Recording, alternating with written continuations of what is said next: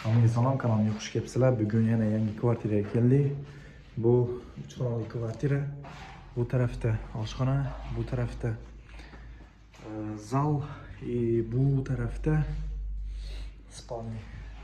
Mana bu kichkina kvartira. Hozir gruntovka ishlari ketyapti. Bu yerni ham chiroyli qilib shtikaturka qilish kerak. Ustalarimiz gruntovka qilishyapti.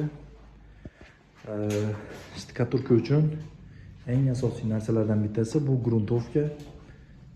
Bunda bizga metr grunt yordam beradi. Metr grunt eng zo'r gruntovkalardan bittasi. Shunaqa qilib sarrak bo'lib chiqadi. Agar gruntovkasini yaxshi qilsangiz, keyinchalik shtikaturka qilgan paytingiz boyagi teshikchalar yoki nima deydi, yorug'chalar paydo bo'lmaydi.